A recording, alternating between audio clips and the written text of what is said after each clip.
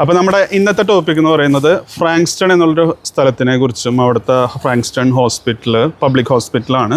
അവിടുത്തെ കുറച്ച് വിശേഷങ്ങൾ, ഈ സ്ഥലത്തിനെ ചുറ്റിപ്പറ്റിയുള്ള കുറച്ച് ഇൻഫോർമേഷൻസ്, അങ്ങനെയുള്ള കാര്യങ്ങളെക്കുറിച്ചാണ് നമ്മൾ ഇന്നത്തെ വീഡിയോയിൽ ഡിസ്കസ് ചെയ്യാൻ പോകുന്നത്. അപ്പോൾ നമ്മുടെ പുതിയ സുഹൃത്ത് നമുക്ക് നമ്മുടെ വീഡിയോസിലെ കാര്യങ്ങളൊക്കെ പറയാനായിട്ട് കിട്ടിയിട്ടുണ്ട്. നമുക്കപ്പോൾ അദ്ദേഹത്തോട് തന്നെ അദ്ദേഹത്തെക്കുറിച്ചുള്ള കാര്യങ്ങളൊക്കെ ഒന്ന് ചോദിച്ചറിയാം. അത് കഴിഞ്ഞിട്ട് നമുക്ക് ഫ്രാങ്ക്സ്റ്റണിനെ കുറിച്ചുള്ള വിശേഷങ്ങൾ അറിയാം. So once again welcome back to my channel. നമ്മുടെ ചാനൽ കാണുന്നവരൊക്കെ നമ്മളെ സപ്പോർട്ട് ചെയ്യുക, അതിനുവേണ്ടി സബ്സ്ക്രൈബ് ചെയ്യുക. ഈ വീഡിയോസൊക്കെ ഇൻഫോർമേറ്റീവ് ആണെങ്കിൽ നിങ്ങളുടെ ഫ്രണ്ട്സ് ആൻഡ് ഫാമിലി ആയിട്ട് എല്ലാവരുമായിട്ട് ഷെയർ ചെയ്യുക. അപ്പോൾ ബാക്കി നമുക്ക് നമ്മുടെ ഫ്രണ്ടിനോട് തന്നെ വിശേഷങ്ങൾ ചോദിച്ചറിയാം.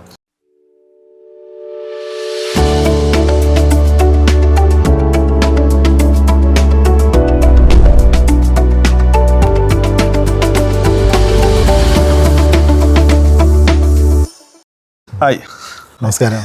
ജിജോനെ കുറിച്ച് ജസ്റ്റ് ഒന്നൊരു ഡീറ്റെയിൽസ് നമ്മുടെ പ്രേക്ഷകർക്ക് വേണ്ടിയിട്ട്, ലൈക്ക് ജിജോ എവിടെ നിന്ന് വരുന്നു, എങ്ങനെയൊക്കെയാണ് ഇവിടെ എത്തിയത് എന്നുള്ള കാര്യങ്ങളെക്കുറിച്ചൊക്കെ ഒന്ന് അവർക്കൊന്ന് ഡീറ്റെയിൽ ആയിട്ട് പറയാമോ? നമസ്കാരം, എൻ്റെ പേര് ജിജോ.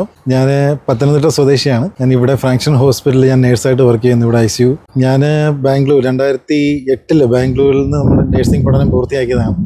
അതിനുശേഷം ഇന്ത്യയിൽ തന്നെ റിലയൻസ് ഹോസ്പിറ്റലിൽ വർക്ക് ചെയ്തിട്ടുണ്ടായിരുന്നു. പിന്നെ അത് കഴിഞ്ഞിട്ട് ദുബായിൽ വർക്ക് ചെയ്തു കുറച്ച് വർഷം. പിന്നീട് അതിനുശേഷം UK ബേസിംഗ് സ്റ്റോക്ക് എന്ന് പറഞ്ഞ സ്ഥലത്ത് വർക്ക് ചെയ്തു. അതിനുശേഷം ഇവിടെ ഫ്രാങ്ക്സ്റ്റണിൽ ഇപ്പോൾ ICU ഡിപ്പാർട്ട്മെന്റിൽ നേഴ്സായിട്ട് വർക്ക് ചെയ്യുന്നു. ഇപ്പോൾ ജിജോ പറഞ്ഞു ലൈക്ക് UK എന്നാണ് ഓസ്ട്രേലിയക്ക് മൂവ് ചെയ്തത്, അതും ഫ്രാങ്ക്സ്റ്റണിലാണ് ജോബ്. ഇപ്പോൾ വന്നപ്പോൾ തൊട്ട് ഫ്രാങ്ക്സ്റ്റണിൽ തന്നെയാണോ? അതെ.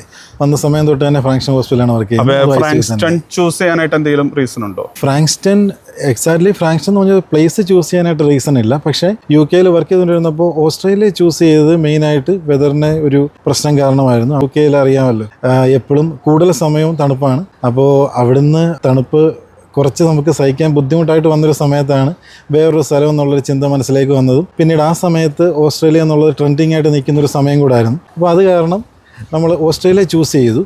പക്ഷേ ഫ്രാങ്ക്സ്റ്റൺ എനിക്ക് ഇതിന് മുമ്പായിട്ട് എനിക്ക് അറിയില്ലായിരുന്നു. ഫ്രാങ്ക്സ്റ്റൺ ഹോസ്പിറ്റലും ഇങ്ങനൊരു സ്ഥലമൊന്നും അറിയില്ലായിരുന്നു. പക്ഷേ UK വർക്ക് ചെയ്തുകൊണ്ടിരുന്നപ്പോൾ ആക്സിഡൻ്റലി എനിക്കന്ന് ഒരു ഏജൻസി ഒരു കോൺടാക്ട് നമ്പർ കിട്ടുന്നു. അവരെ കോൺടാക്ട് ചെയ്യുന്നു. അവരെന്നെ റിക്രൂട്ട് ചെയ്ത് ഫ്രാങ്ക്സ്റ്റണിലോട്ടായിരുന്നു. പക്ഷേ വന്ന സമയം തൊട്ട് തന്നെ നമുക്ക് ഫ്രാങ്ക്സ്റ്റൺ നല്ലതുപോലെ ഞങ്ങൾ എൻജോയ് ചെയ്യുന്നുണ്ട്. നല്ലൊരു സ്ഥലമാണ്. എല്ലാ തരത്തിലും നമുക്കൊരു ഫാമിലി ലൈഫ് മുമ്പോട്ട് കൊണ്ടുപോകാൻ പറ്റിയ ഒരു സ്ഥലമാണ് ഫ്രാങ്ക്സ്റ്റൺ എന്ന് പറയുന്നത്. പിന്നെ ഇപ്പോൾ ഫ്രാങ്ക്സ്റ്റൺ എന്ന് പറയുമ്പോൾ വിക്ടോറിയ സ്റ്റേറ്റിൻ്റെ അണ്ടറിൽ തന്നെ വരുന്നൊരു സ്ഥലമാണ്. അപ്പോൾ ഇവിടുത്തെ ക്ലൈമറ്റിനെ കുറിച്ച് പറയുകയാണെങ്കിൽ എന്താണ് അഭിപ്രായം?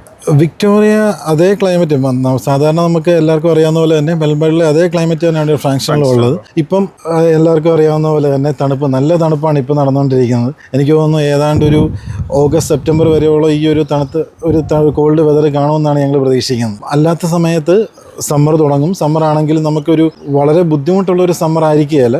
പക്ഷേ എന്നാലും നമുക്ക് ഓക്കെയാണ്. നമുക്കാണെങ്കിലും ഇവിടെ ആണെങ്കിലും നല്ലൊരു കാലാവസ്ഥയാണ് നമുക്കാണെങ്കിലും ഫ്രാങ്ക്സ്റ്റണിൽ നമുക്കുള്ളത്. മെൽബണിലെ അതേ കാലാവസ്ഥ തന്നെയാണ് നമുക്ക് ഇവിടെ നമുക്ക് ഫീൽ ചെയ്യുന്നത്. അപ്പോൾ ലൈക്ക് ഇപ്പോൾ ഒരു വിൻ്റർ എത്ര മാസത്തോളം ഉണ്ടാവും? വിൻ്റർ നമുക്ക് ഈ ഒരു മെയ് ഒരു പകുതിയോടുകൂടിയാണ് നമുക്ക് ഈ ഒരു വിൻ്റർ നമുക്ക് സ്റ്റാർട്ട് ചെയ്ത്. നമുക്ക് എനിക്ക് തോന്നുന്നു ഒരു ഓഗസ്റ്റ് അവസാനം അല്ലെങ്കിൽ ഒരു സെപ്റ്റംബർ ഫസ്റ്റ് വീക്കോടുകൂടി നമുക്ക് വിൻ്റർ മാറി നമ്മൾ സമ്മറിലേക്ക് നമ്മൾ പോകുമെന്നാണ് എനിക്ക് തോന്നുന്നത്. ഇപ്പോൾ ജിജോൻ്റെ അമ്മയും ഇപ്പോൾ ജിജോൻ്റെ കൂടെ കഴിഞ്ഞ മാസം ഇടയ്ക്ക് ഓസ്ട്രേലിയക്ക് വന്നിട്ടുണ്ട്. അമ്മ ഇപ്പോൾ വിൻ്ററിൽ വന്നതുകൊണ്ട് പുള്ളിക്കാരിക്ക് ഇപ്പോൾ എങ്ങനെയെങ്കിലും ഒന്ന് പെട്ടെന്ന് തിരിച്ചു പോയാൽ മതി എന്നുള്ളൊരു ഇതിലാണ്. അപ്പോൾ ഞാനൊക്കെ പറഞ്ഞു ലൈക്ക് 2.5 months ലൈക്ക് ഓഗസ്റ്റ് ഒരു ലാസ്റ്റോട് കൂടി ഇവിടുത്തെ സമ്മറൊക്കെ വിൻ്ററൊക്കെ ഏകദേശം തീരും. പിന്നെ അത് കഴിഞ്ഞാൽ ഓക്കെയാണ്. അപ്പോൾ അത് ആ ഒരു എക്സ്പെക്ടേഷനിലേക്ക് നിൽക്കുകയാണ്. ഒരു വർഷം എങ്ങനെയെങ്കിലും നിൽക്കണം എന്നുള്ള രീതിയിലേക്കാണ് വന്നേക്കുന്നത്. പിന്നെ അതുപോലെ ജിജോ ഇപ്പോൾ ലൈക്ക് ഇവിടുത്തെ ഫ്രാങ്ക്സ്റ്റണിലെ ഇന്ത്യൻ കമ്മ്യൂണിറ്റിനെ കുറിച്ചൊക്കെ പറയുകയാണെങ്കിൽ എങ്ങനെയാണ്? അത്യാവശ്യം ഇന്ത്യൻ കമ്മ്യൂണിറ്റി ഉണ്ടോ? തീർച്ചയായിട്ടും ഇവിടെ നല്ലൊരു സ്ട്രോങ് ആയിട്ടുള്ള ഇന്ത്യൻ കമ്മ്യൂണിറ്റി, എസ്പെഷ്യലി ഒരു മലയാളി കമ്മ്യൂണിറ്റി, കേരള കമ്മ്യൂണിറ്റി ഇവിടെ നമുക്കുണ്ട്. പ്രത്യേകിച്ച് ഫ്രാങ്ക്സ്റ്റൺ മലയാളി അസോസിയേഷൻ ഇവിടെ വളരെ സ്ട്രോങ് ആയിട്ട് പ്രവർത്തിക്കുന്ന ഒരു കമ്മ്യൂണിറ്റിയാണ് ഇവിടെ. പിന്നീട് അത് മാത്രമല്ല, ഞങ്ങളുടെ ഹോസ്പിറ്റലിൽ തന്നെ പ്രത്യേകിച്ച് എൻ്റെ ICUവിൽ തന്നെ ഏതാണ്ട് ഒരു 35ഓളം മലയാളീസ് കേരളീസ് വർക്ക് ചെയ്യുന്നുണ്ട്. അതിനുശേഷം നമുക്ക് ഇവിടെ തന്നെ ആണെങ്കിലും പള്ളികൾ, നമ്മുടെ കേരള സർവീസ് മലയാളം സർവീസ് ഉള്ള പള്ളികൾ, ഞാൻ ഒരു ഓർത്തഡോക്സ് ആണ്. അപ്പം ഞങ്ങൾക്ക് ഇവിടെ ക്ലൈറ്റൺ എന്ന് പറഞ്ഞ സ്ഥലത്ത് ഞങ്ങൾക്ക് നല്ലൊരു ഓർത്തഡോക്സ് ചർച്ച് ഉണ്ട്. മെൽബണിൽ തന്നെ നമുക്ക് ഈ തൊട്ടടുത്ത് തന്നെ നമുക്ക് ഏതാണ്ട് ഒരു 3ഓളം നമുക്കൊരു ഓർത്തഡോക്സ് ചർച്ച് ഇവിടെയുണ്ട്. അതേപോലെ തന്നെ ബാക്കിയുള്ള ക്രിസ്ത്യൻ കമ്മ്യൂണിറ്റി നോക്കുവാണെങ്കിലും ഒരുപാട് പള്ളികൾ, മലയാളം സർവീസ് ഉള്ള ഒരുപാട് പള്ളികൾ നമുക്കിവിടെ ഉണ്ട്. ഇവിടുന്ന് ഒരു 15 മിനിറ്റ്സ് ഡ്രൈവിൽ നമുക്ക് ആനം ഡൗൺസ് എന്ന് പറഞ്ഞ സ്ഥലത്ത് നമുക്കിവിടെ ഒരു അമ്പലമുണ്ട്. ഇപ്പോൾ ഒരുപാട് നമുക്കാണെങ്കിൽ ഒരു സ്ട്രോങ് ആയിട്ടുള്ളൊരു മലയാളി കമ്മ്യൂണിറ്റി നമുക്കുണ്ട് ഫ്രാങ്ക്സ്റ്റണിൽ. നമുക്ക് എന്തൊരാവശ്യത്തിന് നമ്മളെ കൂടെ നിൽക്കാൻ പറ്റുന്ന ഒരുപാട് ആൾക്കാർ നമുക്കിവിടെ ഉണ്ട്. എൻ്റെ ലൈഫിൽ തന്നെ കഴിഞ്ഞ കുറച്ച് നാൾ മുമ്പ് ഞങ്ങൾക്ക് ഒരുപാട് ട്രാജഡി സംഭവിച്ചിട്ടുണ്ടായിരുന്നു. എൻ്റെ പേഴ്സണൽ ലൈഫിൽ എൻ്റെ ഫാദറിൻ്റെ ഒരു ആക്സിഡൻ്റ് ആണെങ്കിലും എൻ്റെ കുഞ്ഞിൻ്റെ അതിലൊരു ചെറിയൊരു നാട്ടിലൊരു ICU കോംപ്ലിക്കേഷൻ വന്ന സമയത്തൊക്കെ ആണെങ്കിലും നമ്മളെ ഇവിടെ ഒരുപാട് നമുക്കാണെങ്കിൽ ഇവിടുന്ന് മലയാളികളുടെ ഒരുപാട് നമുക്ക് സപ്പോർട്ട് കിട്ടിയിട്ടുണ്ടായിരുന്നു. എന്താണ് നമുക്കിവിടെ നല്ലൊരു മലയാളി കമ്മ്യൂണിറ്റി ഉള്ളത് എന്തുകൊണ്ട് നമ്മളൊരു ഭയങ്കര ഒരു ബ്ലെസ്ഡ് ആണ് അങ്ങനെ നമ്മൾ ചിന്തിക്കുകയാണെങ്കിൽ. അപ്പോൾ ലൈക്ക് ഇപ്പോൾ ഒരു പുതിയതായിട്ടൊരു ഫാമിലിയൊക്കെ വരുമ്പോൾ ഇപ്പോൾ എന്ത് സപ്പോർട്ട് വേണമെങ്കിലും ആ ഒരു കമ്മ്യൂണിറ്റി ആയിട്ട് എല്ലാ തരത്തിലും നമുക്കാണെങ്കിൽ ഇവിടെ കോൺടാക്ട് ചെയ്യാൻ പറ്റിയ ആൾക്കാർ നമുക്കുണ്ട്. നമുക്ക് ഈവൻ ഒരു ജോലിയുടെ കാര്യമാണെങ്കിലും അല്ലെങ്കിൽ ഒരു വീട് റെന്റിനെടുക്കുന്ന കാര്യമാണെങ്കിലും അതല്ല മോർട്ട്ഗേജോടുകൂടി ഒരു വീട് മേടിക്കുന്ന കാര്യമാണെങ്കിലും നമുക്ക് എല്ലാത്തിനും നമ്മളെ സഹായിക്കാനും നമുക്ക് അഡ്വൈസ് തരാനായിട്ട് ഇവിടെ നമുക്ക് ഇതിനു മുമ്പ് ഒരുപാട് വർഷങ്ങൾക്ക് മുമ്പ് വന്ന പരിചയമുള്ള ഒരുപാട് മലയാളികളോട് ഉണ്ട്. ഏത് സമയത്ത് നമുക്ക് സഹായം അന്വേഷിച്ച് പോകാനും അവർ അതേപോലെ നമ്മളെ സഹായിക്കാനായിട്ട് അവർ വില്ലിങ്ങുമാണ്. ഇവിടെ നല്ലൊരു കമ്മ്യൂണിറ്റി നമുക്കിവിടെ ഉണ്ട് മലയാളികളുടെ കൂട്ടത്തിൽ തന്നെ. അപ്പോൾ ജിജോ ഇപ്പോൾ പറയണ്ടായി ലൈക്ക് ഒരുപാട് മലയാളീസ് ഇവിടെ ഫാമിലീസ് ആയിട്ട് പിന്നെ ഇവിടെ ഹോസ്പിറ്റലിൽ വർക്ക് ചെയ്യുന്നുണ്ടെന്ന്. നമ്മളിപ്പോൾ ചെയ്യുന്ന വീഡിയോൻ്റെ തൊട്ട് പുറകിൽ തന്നെ ഒരു ഹോസ്പിറ്റലാണ്. അതായത് ജസ്റ്റ് ജിജോനൊരു എനിക്കാണ് 5 മിനിറ്റ്സ് വാക്ക് ചെയ്താൽ മതി ഹോസ്പിറ്റലിലേക്ക് എത്താനായിട്ട്. അത് തന്നെ വലിയൊരു കാര്യമാണ്. മലയാളി കമ്മ്യൂണിറ്റീസ് ഒരുപാടുണ്ടെന്ന് പറഞ്ഞു. അപ്പോൾ നമുക്കിപ്പോൾ ഒരു ഇന്ത്യൻ ഗ്രോസറീസും കാര്യങ്ങളൊക്കെ കിട്ടാനായിട്ട് എങ്ങനെയാണ് അതിൻ്റെ സൗകര്യങ്ങൾ? ഇവിടെ ഞങ്ങൾക്ക് ഫ്രാങ്ക്ഷനിൽ തന്നെ ഞങ്ങൾക്ക് ഫ്രാങ്ക്ഷൻ സ്പൈസസ് എന്ന് പറഞ്ഞ ഒരു ഇന്ത്യൻ ഗ്രോസറി, പ്രത്യേകിച്ച് കൂടുതലും അവിടെ നമ്മുടെ മലയാളി സാധനങ്ങൾ മാത്രമാണ് അവിടെ കിട്ടാറുള്ളത്. തോമസ് എന്ന് പറഞ്ഞൊരു ചേട്ടനാണ് ആ ഒരു ഗ്രോസറി ഷോപ്പ് നടത്തുന്നത്. വളരെ ഇവിടെ വർഷങ്ങളായിട്ടുള്ളൊരു ഷോപ്പാണ്. നമുക്ക് വേണ്ടി എല്ലാ കാര്യങ്ങളും എല്ലാ ഗ്രോസറി ഐറ്റംസും നമുക്ക് ഫ്രാങ്ക്ഷൻ സ്പൈസ് നമുക്ക് കിട്ടാവുന്നതാണ്. ഇനി അത് മാത്രമല്ല, ഞാൻ നേരത്തെ പറഞ്ഞ പോലെ ഒരു ക്യാരം ഡൗൺസ് എന്ന് പറഞ്ഞൊരു സ്ഥലത്ത് നമുക്ക് വേൽ സ്പൈസസ് അല്ലെങ്കിൽ SKV അല്ലെങ്കിൽ മുരുകൻ സ്പൈസസ് അങ്ങനെയൊക്കെ പറഞ്ഞ് നമുക്ക് ഒരുപാട് ഇന്ത്യൻ ഗ്രോസറീസ് അല്ലെങ്കിൽ സൗത്ത് ഇന്ത്യൻ ഗ്രോസറീസ് കിട്ടുന്ന ഒരുപാട് സ്ഥലങ്ങൾ നമുക്കിവിടെ ഉണ്ട്. ഒരു 15 മിനിറ്റ്സ് മാക്സിമം ഒരു ഡ്രൈവിൽ. അതിനുശേഷം നമുക്ക് റെസ്റ്റോറൻ്റ് ആണെങ്കിൽ പോലും നമുക്ക് മലയാളി ഫുഡ് കിട്ടുന്ന ഒരുപാട് റെസ്റ്റോറൻറ്റ് നമുക്കിവിടെ അടുത്തുണ്ട്. നമുക്ക് ഈ ഫ്രാങ്ക്ഷനിൽ തന്നെ നമുക്കൊരു നല്ലൊരു റെസ്റ്റോറൻറ്റ്, കേരള ഫുഡ് കിട്ടുന്ന നല്ലൊരു റെസ്റ്റോറൻറ്റ് ഉണ്ട്. ക്യാരം ഡൗൺസിൽ നമുക്ക് നല്ല റെസ്റ്റോറൻറ്റുകൾ 3 റെസ്റ്റോറൻറ്റുകളുണ്ട്. പിന്നെ നമുക്ക് ഇവിടുന്ന് ക്രാൻബേൺ എന്ന് പറഞ്ഞൊരു സ്ഥലമുണ്ട്. അത് ഇവിടുന്ന് ഒരു 30 മിനിറ്റ്സ് ഡ്രൈവാണ്. അവിടെയാണെങ്കിൽ നമുക്ക് ഒരുപാട് Indian restaurants especially Kerala restaurants ഉണ്ട്. അവിടെയാണെന്ന് പറഞ്ഞാലും ഒരുപാട് മലയാളി ഫാമിലീസ്, ഒരുപാട് മലയാളി കമ്മ്യൂണിറ്റി ഉണ്ട് സ്ട്രോങ് ആയിട്ടുള്ളത്. എല്ലാം കൊണ്ടും ഒരു നല്ല ഒരു സ്ഥലം എന്ന് പറയാൻ പറ്റുന്നൊരു സ്ഥലമാണ് ഈ ഇന്ത്യൻ ഗ്രോസറി അല്ലെങ്കിൽ ഇതേപോലെ റെസ്റ്റോറൻറ്റ് എന്നൊക്കെ വെച്ച് നോക്കുമ്പോൾ ഫ്രാങ്ക്ഷൻ എന്ന് പറയുന്നൊരു സ്ഥലം എന്ന് പറയുന്നത്. പിന്നെ അതുപോലെ തന്നെ ഇപ്പോൾ ഇവിടുത്തെ ഹൗസ് റെൻറ്റും കാര്യങ്ങളൊക്കെ നോക്കുമ്പോൾ ഏകദേശം എങ്ങനെയൊക്കെയാണ്? ഫ്രാങ്ക്സ്റ്റണിൽ കമ്പാരിറ്റീവ്ലി കുറച്ച് റെൻറ്റ് കൂടുതലാണ്.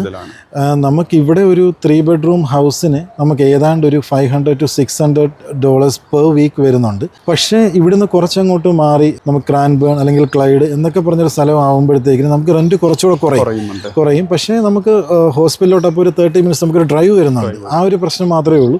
പക്ഷേ വീടുകളാണെങ്കിൽ പോലും നമുക്ക് ഫ്രാങ്ക്ഷനിൽ കുറച്ച് പഴയ വീടുകളാണ്. ഇപ്പോൾ ഈവൻ $500 അല്ലെങ്കിൽ $600 വീടുകളാണെങ്കിൽ പോലും കുറച്ച് പഴയ വീടുകളാണ് നമുക്ക് ഇവിടെ കിട്ടാറ്. പക്ഷേ നേരെ മറിച്ച് ക്രാൻബേൺ അല്ലെങ്കിൽ ക്ലൈഡിലോട്ട് പോകുമ്പോൾ അത് കൂടുതലും പുതിയ എസ്റ്റേറ്റാണ് കമ്പാരിറ്റീവ്ലി. പക്ഷേ അവിടെ നമുക്ക് നല്ല വീടുകൾ, നല്ല സ്പേഷ്യസ് ആയിട്ടുള്ള വീടുകൾ, എല്ലാം നല്ല മോഡേൺ അമ്യൂണിറ്റീസ് ഉള്ള വീടുകൾ നമുക്ക് ക്രാൻബേൺ അല്ലെങ്കിൽ ക്ലൈഡ് ഏരിയയിൽ നമുക്ക് അവൈലബിൾ ആണ്. ഒരു വീട് വാങ്ങാനാണെങ്കിലും ഇവിടെ എളുപ്പമാണോ? വീട് വാങ്ങാൻ ഇപ്പോൾ ഞാനിവിടെ വന്നിട്ട് ഇപ്പോൾ 2.5 വർഷം ആവുന്നു. ഇപ്പോൾ ഞങ്ങളുടെ കൂടെ വന്ന ആൾക്കാരെല്ലാം ഇപ്പോൾ ഒരു വീട് മേടിക്കുന്ന ഒരു സമയമാണ് ഇപ്പോൾ.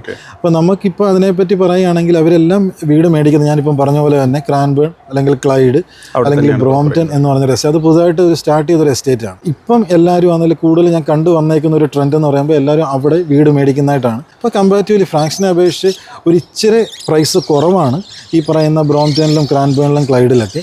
എന്നാൽ നല്ല വീടുകൾ നമുക്ക് അവിടെ കിട്ടാനുമുണ്ട്, അവൈലബിൾ ആണ്. പക്ഷേ അറിയാമല്ലോ നമ്മുടെ റിയൽ എസ്റ്റേറ്റ് ഇപ്പോൾ ഇച്ചിരി ഒരു ബൂമിങ് ആയി നിൽക്കുന്ന കാരണം നമുക്കൊരു ഇച്ചിരി പ്രൈസ് കൂടുതലാണ് ഇവിടെ. എന്നാലും അവൈലബിൾ ആണ് നമുക്കിവിടെ വീടുകൾ, നല്ല 3 ബെഡ്റൂം വീട് കൂടി എല്ലാ സൗകര്യങ്ങളും ഉള്ള വീടുകൾ നമുക്കിവിടെ അവൈലബിൾ ആണ്. ഫാമിലി ആയിട്ട് നമ്മളിപ്പോൾ ഓസ്ട്രേലിയക്ക്, പ്രത്യേകിച്ച് ഇപ്പോൾ ഫ്രാങ്ക്സ്റ്റണിലേക്ക് മൂവ് ചെയ്യുകയാണെങ്കിൽ ഇപ്പോൾ നമ്മുടെ ഡിപ്പെൻഡൻസിന് ജോബ് കിട്ടണമെങ്കിൽ അത് ഈസി ആണോ? പിന്നെ അതുപോലെ തന്നെ എന്തൊക്കെ തരത്തിലുള്ള ഓപ്ഷൻസ് ആണ് നമുക്കിവിടെ ഡിപ്പെൻഡൻസിന് ജോബായിട്ട് ഉണ്ടാവുക?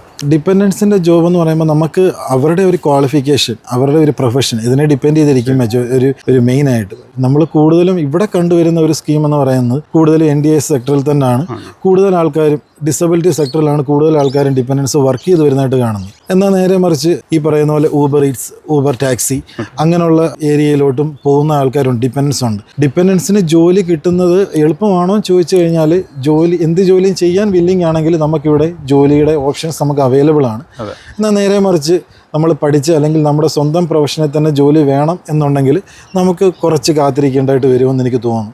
കുറച്ച് നമ്മൾ ട്രൈ ചെയ്യേണ്ടി വരും, ജോലി അന്വേഷിക്കേണ്ടി വരും, കുറച്ച് സമയമെടുക്കും. എന്നാൽ പോലും ജോലി കിട്ടും. കാരണം അതും ഞാൻ പറയാൻ കാരണം എൻ്റെ കൂടെ വന്ന ആൾക്കാരിൽ ഇപ്പോൾ 2 പേരുടെ ഹസ്ബൻഡ്സ് അവർ ഇപ്പം റീസെൻ്റ്ലി അവർ പഠിച്ച അതേ പ്രൊഫഷനിൽ തന്നെ അവർ പേയ്മെൻറ്റ് കൂടി തന്നെ അവരാണെങ്കിലും ജോലിക്ക് അവരിപ്പം കയറി അവർ സ്റ്റാർട്ട് ചെയ്തിട്ടുണ്ട്. അപ്പോൾ അതിൻ്റെ അർത്ഥം പറഞ്ഞു വന്നത് നമുക്കത് ചെയ്യാൻ പറ്റും, നമുക്കത് ജോലി കിട്ടും, പക്ഷേ കുറച്ച് സമയമെടുക്കും, കുറച്ച് സെർച്ച് ചെയ്യേണ്ടതായിട്ട് വരും. അതെനിക്ക് തോന്നുന്നു ഇവിടെ ഇപ്പോൾ നമ്മൾ PR ഒക്കെ ഉണ്ടെങ്കിൽ എന്തെങ്കിലുമൊക്കെ കോഴ്സൊക്കെ അറ്റൻഡ് ചെയ്തിട്ടാണെങ്കിലും നമുക്ക് നമ്മുടെ ഇഷ്ടമുള്ളൊരു നമ്മുടെ തന്നെ പ്രൊഫഷനിലേക്ക് കയറാൻ പറ്റുന്നൊരു ഓപ്ഷൻ ഉണ്ടെന്ന് തോന്നുന്നു അല്ലേ? നമുക്ക് നമ്മുടെ പ്രൊഫഷൻ എന്ന് പറഞ്ഞാൽ നമ്മളിപ്പോൾ കൂടുതലും കണ്ടുവരുന്നത് ഇവിടെ നഴ്സുമാരുടെ ഫാമിലി, അതാണ് ഇവിടെ കൂടുതൽ നമ്മൾ കണ്ടുവരുന്നത്.